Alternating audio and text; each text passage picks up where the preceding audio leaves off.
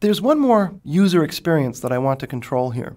If the user were to open this form and see it this way, they might not know that they can click this button here to zoom out on the entire form to see the whole thing. I want to make sure that that always happens no matter what when you open this document.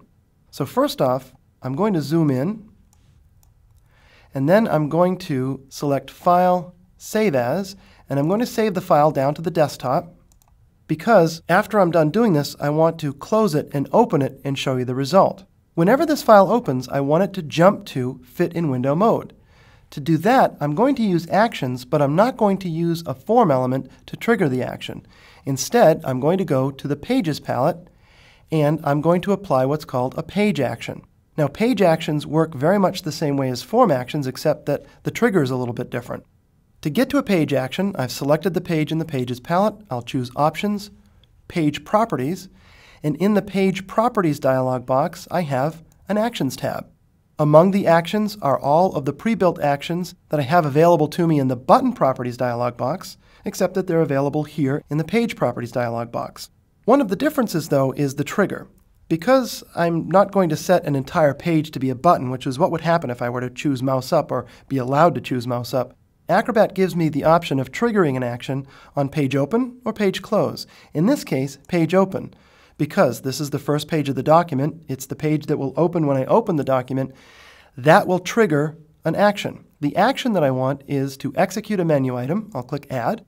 The menu item that I want to trigger is View, Zoom, Fit Page. Say OK, click OK, and now I'll close the document. And yes, I want to save it. I've made a change to it, so I want to be sure to save it. Now, I'll choose File, Open. Looking on the desktop, there's my file.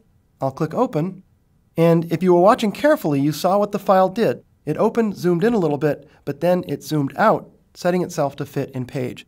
There's one more way to accomplish this that doesn't require a page action, and it's actually a little bit better way to do it. I showed you the page action partially just to show you that you can set a page action, so let me remove that.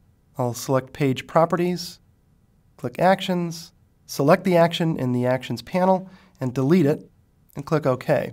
Instead, I'm going to choose File, Properties, and in the Document Properties dialog box, I want to set the initial view, and that's actually the panel that's selected here right now. What I want to do is set the page layout to single page view to override any of the other settings that the user might have set their Acrobat to use. And then the magnification that I want to use for this is Fit Page.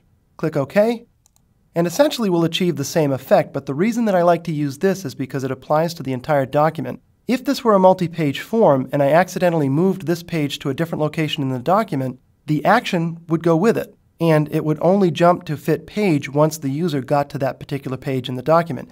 In this case, this was a document-wide setting that I applied to the document. Now, no matter what the first page is in the document, when the user opens the document, it will jump to Fit in Page View so that they can see the entire form. And then if they want to jump to other pages in the document, each of those pages would also fit in the window, unless the user zoomed in to see something more closely. But at very least, the document will start out at this magnification, making it a better user experience.